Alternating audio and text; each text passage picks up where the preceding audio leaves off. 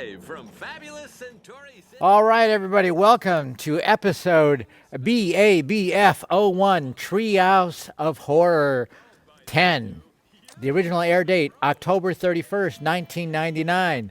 I'm Mike Scully, executive producer. To my left is Ian Maxtone-Graham, or should I say Ian Max-Grown-Damned, co-executive producer. I think you had it right the first time. Oh, okay, thanks. I always get those two confused. Ron Hauge, I'm a co-executive producer and writer of one of the segments. Tim Long, I think I was an executive story editor at this point and one of the writers of the segments. And this is Donick, Cary, one co-executive producers and the writer of one of the funnier segments. Matt Selman, co-producer. Pete Scary Spice Michels, I directed all the segments. And this is master animator George Meyer.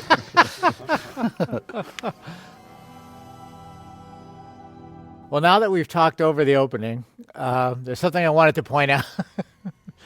That opening was just kind of born out of our love of comedy teams like the Smothers Brothers and that sort of act, Martin and Lewis, where the people have come to be entertained and one keeps screwing up. So anyhow, this is based on the movie I Know What You Did Last Summer. We should give credit where credit is due. I better pull over and play it safe. Please be a dog. And who wrote this one? I wrote this one. Donick, that is. I had just seen the movie and was like, hey, there you go. Creative inspiration. There's nothing like it. But the hardest part of these things was you'd have your co-EP credit. You'd have to come up with a scary middle name or take on your name. But if you wrote one, you had to come up with a second version of that. Wow. And 4 or 5 years. I consider that show. a privilege, not a burden. Yeah. And now, is that what led to you leaving the show? Yeah, that's what.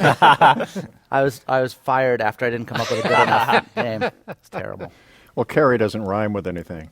I did love the fact that you're Donick Spooky when your last name is Cary. Yeah, it's solid, right? Now, do you have any memories of this? You left before it was finished, you were saying? Yeah, this was basically, I was right in the process of leaving to do the popular Austin Powers animated series that never happened. And I had handed in a draft of this, and some point during the rewrite process, basically the last quarter of it was thrown out and rewritten. So when it came on the air, I was like, oh, look, they added a werewolf. That's fun. But all this beginning stuff was pretty much just Weekend at Bernie's. And Wasn't originally Grandpa that was the... Oh, that's what it was. It was originally Grandpa that was the scary guy in it, wasn't it? Oh, in the end? Yeah, that's right. Oh, right, and there was a roller disco thing. I think he was chasing him around the roller disco. Right. That's right. Very good. All right, there were scary roller disco moves. Right.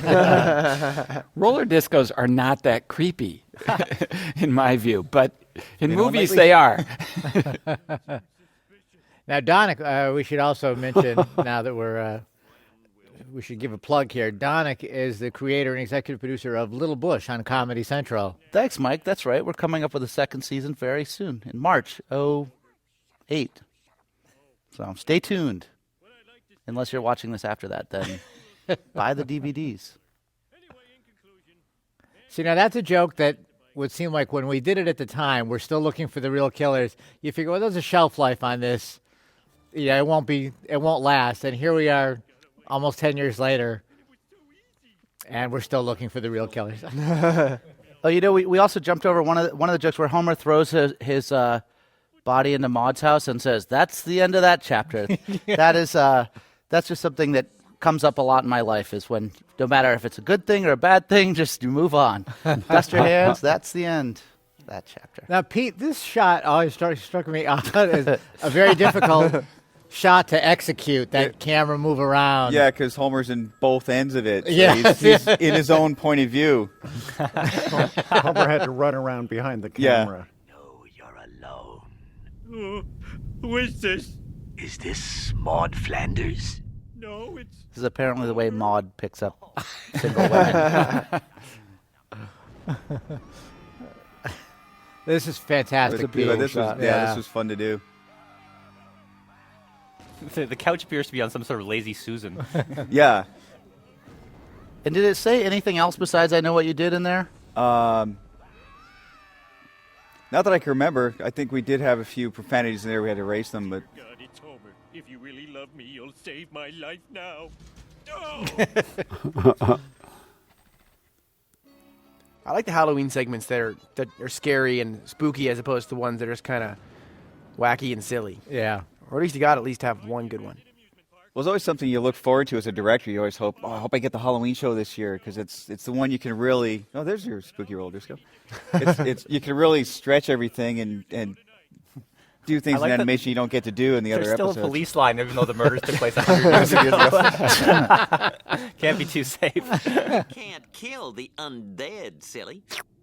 He's undead, all right. Are you a The eye zombie? poke test. Oh, I defy you to. And we were looking for an excuse to get one more in there. Yeah. We go right through his glasses.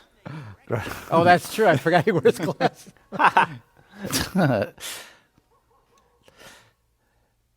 Some nice poses. I think of, this was also in the room we came up with fog walks. I don't know if that's a real thing that anybody No, back in 1999, everyone was fog walking. fog walking. That was the style. Seems dated now. Yeah. It's big in England. His mushroom. I think we had a lot of trouble over the Sugar Crisp song too. I can't. Oh, that's right.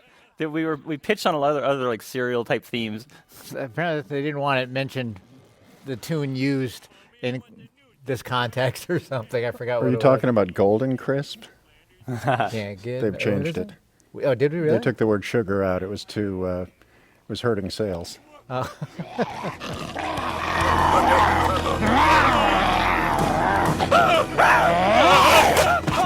Landers, stop that! Now some ADR jokes. Your stomach, Wolfie? No.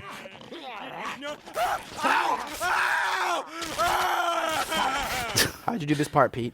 that was. I can't divulge the secrets. Usually in something like that, we'll Trade let secret. Dan Castellaneta ad-lib quite a bit. Now, whose segment is this? Oh, this is me. This is the kids at the superheroes segment. I'm particularly proud of this because this is one of those Simpsons episodes that even though it only takes up like 6 minutes, it's yielded thousands and thousands of bad Simpsons comics. Its productivity has been incredible. and some T-shirts too with the collector on it. You said bad when you meant to say great. Maybe we should go over and re-record that. Yeah, we say bad for great in Canada. I love this gag with I love this joke the too. picture of the character on the shirt. On the comic. We all had those Yeah, it's costumes. actually based on when I was a kid. I asked my mom for a Batman costume, and I got a smock with had Batman on it, and it said Batman, and the Joker was also on it. It's very dispiriting.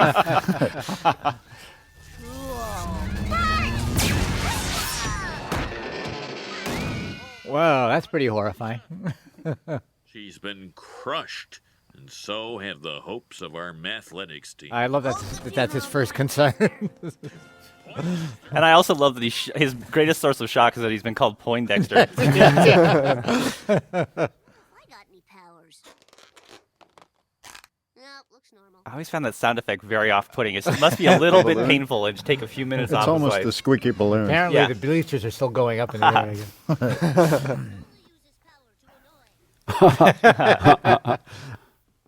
These are my kind of jokes. Oh, I like them too. I don't know whose joke it is. I think they were yours. I love I it. like that we took some time for this kind of Yeah. thing. And Skinner's so easily distracted by a knock on It's the like if door. you got the powers, the first thing you do is you play around with it a little bit. I love the line, "What's your point?"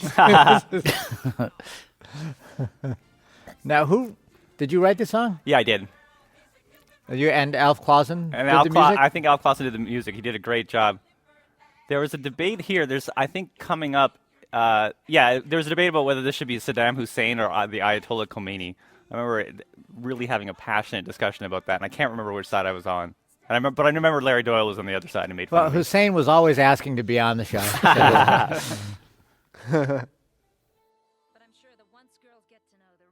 And this is Lucy Lawless. Lucy Lawless, she came in and she could not have been lovelier or better. As soon as I walked in, she said, "Oh, I love all these." She said to me that she loved the script, and I had that classic Simpsons writer moment of like, "Do you say, well, everyone collaborated on it?" Of course, I chose not to. Yeah. Well, whenever you notice something like that, a wizard did it. I see, all right, yes. But in episode AG4... Wizard. Ah, for Glaven out loud. Behold, I am the Collector, and I'm here to add you to my collection. Did you direct her when she came in? No, you did. I did. But I sat by. We all directed her in our minds. She actually asked me about this scene. She's like, well, how am I going to be hanging? Am I going to be, with my chest up? And how am I going to... So I actually drew it out for her. Never had an actor or an actress ask me how somebody's going to be drawn. Xena, I'm an actress, you lunatic. Oh, please, I'm not insane. Now, does anybody remember where the Rolo reference came from? Our snack room. I think I just, I think that I had already put on about 12 pounds since I got to The Simpsons on Rolos and other snacks from the snack There room. used to be free rollers.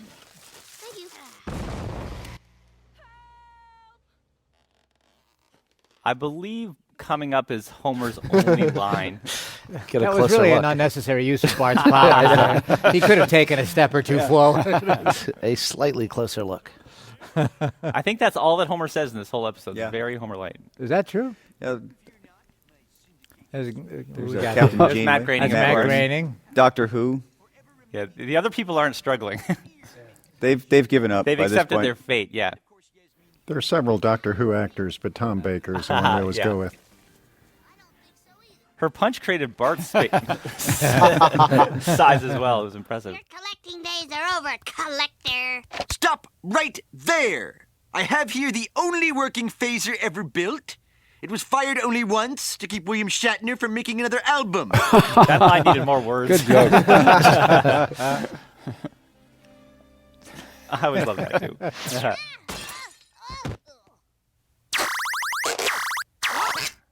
I love this bit when his head splits. I really Yes, love that. I That was a really think it's nice, a new ability. nice that touch. Yeah. Yeah, those are fit things in you with all don't the get to other do the rest of the season.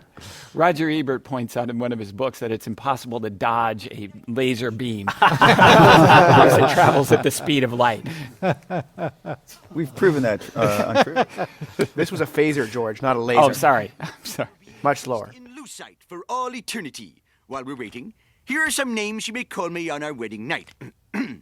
Now, what is he doing with the other people encased in lucite? What's the intention? He's got them purely for atmosphere. Oh. He had really no intentions towards them. You could have your choice of any of He's the a collector. I mean, I understand the sexual, Well, intentions toward her and Matt, but the others.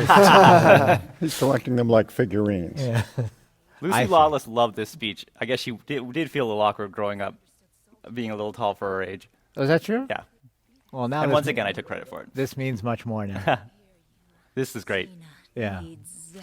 All my episodes contain that line. although this is actually the ultimate safe sex. She's completely covered in the...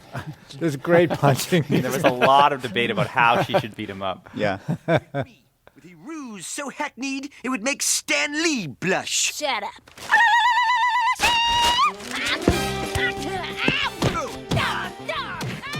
This was all laid out by Paul Wee. The one of Hank our- ad-libs sort of make this fight. Bart, just let me drop and save yourself. What do you think I've been trying to do? Not even Xena is a match for the limited edition double-edged lightsaber from Star Wars Episode 1, The Phantom Menace. Also, this episode won a Golden Eagle Award for animation and a Golden Reel Award Wow. for sound editing. Usually if you get one, they won't give you the other. I know, it's I believe this was our first Phantom Menace reference on the show, too. I think we wrote it before it even came out, so we didn't take our obligatory shot at the movie. Right. Because we didn't know it was bad yet. I think, yeah, we Not that remember it's we bad. had trouble finding the reference for that. Oh, right, yeah.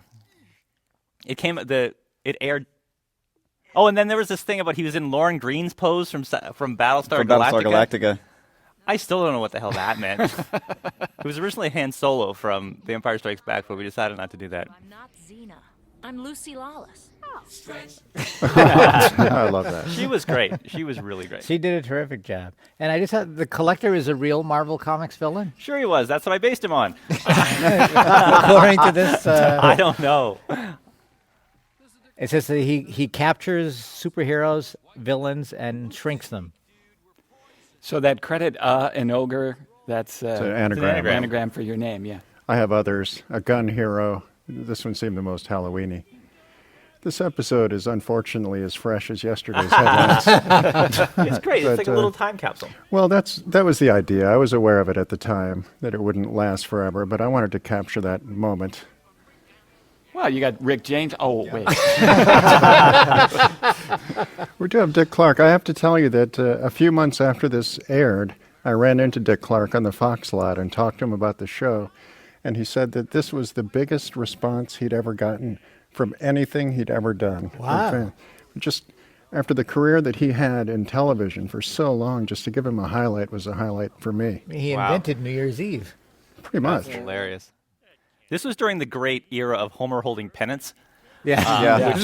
Which I really enjoyed, and I rue the demise of. Did Swartzwelder start that? Did that start with did. I think Pennant saying football or something? Football or something like that, Yeah.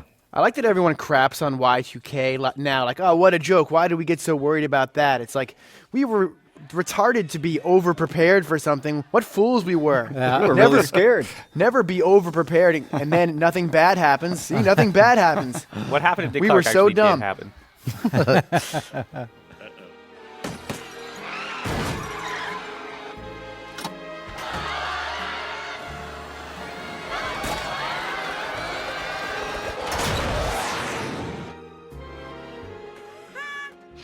Now, I think we actually filled up our cars and drew out a little extra money out of the bank just to play it safe, and we stayed home that night with the kids. I don't know why, but just in case. Even though I wrote the episode, I was convinced there would be no problem whatsoever. Really? See, you scared the hell out of me. Let's just have some milk. I love Homer's casual attitude about planes falling into the backyard. Computer chip in it. Everything does. That was a tough shot because of the scale of the jets had to be. We had to kind of scale it down to Right, get them in the window. I love this. Everyone does the Rodney. Judgment Day is upon us. I warned you the Lord wouldn't stand for your mini dresses and beetle boots. I've resisted these for 35 years. Why not? Of all characters, we chose to wear beetle boots. I don't know why we picked And it's that. sort of a hint in the later episode when Ned actually has a huge room full of Beatles paraphernalia. Oh, He's a super fan. I got 9 shoe buffers. I'm caught on something. I don't want I was going to loot you a present. Oh, all right.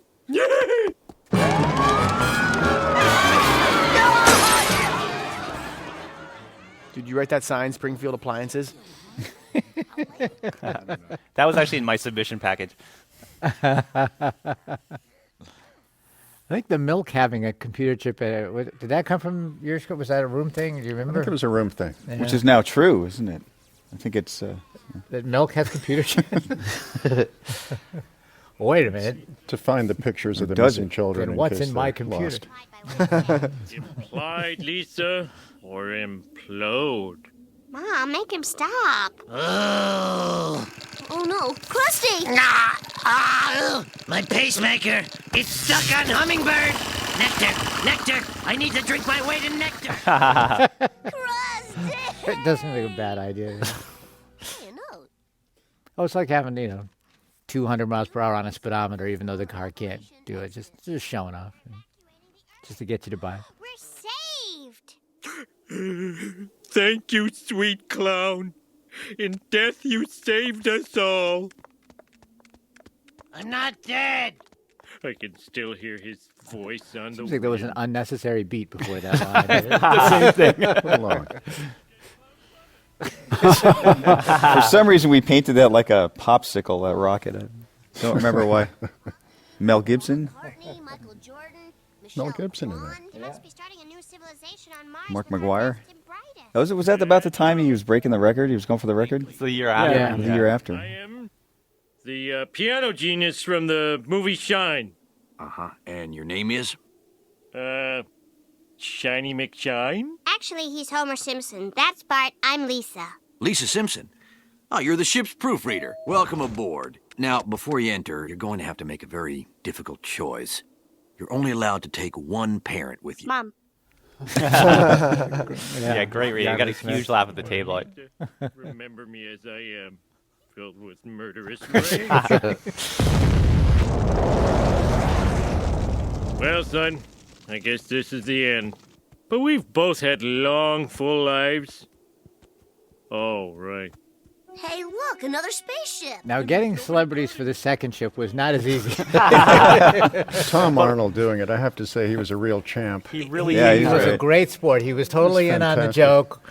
Although and he only busted our chops a little bit, and he could have done much worse. Well, he did it during the recording. He would say a line, and then they'd yell cut, and he'd look over at me and take a shot at me. Yeah, he did pick on you, Cut, didn't he? and then Tom Arnold looking at me saying, "You got to get some sun, man." I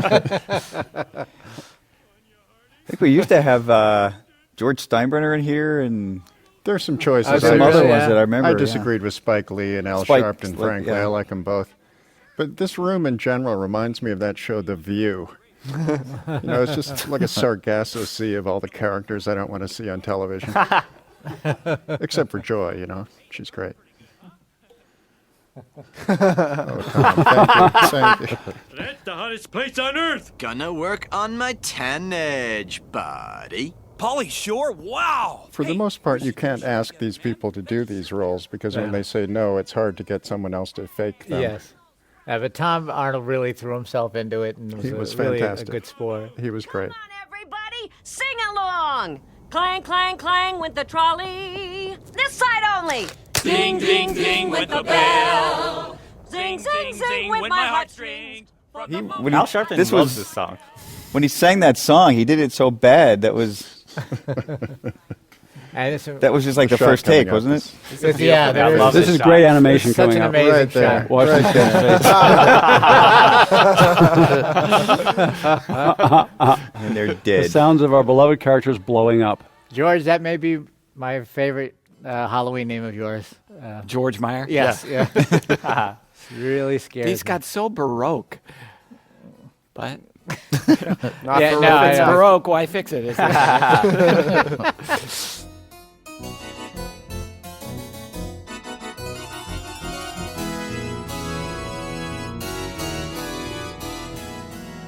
Yeah, I had been looking forward to having a Halloween name for 10 years. Now I finally had the chance to do it. I couldn't come up with anything. Yeah. Scary Spice was all I could last minute come up with.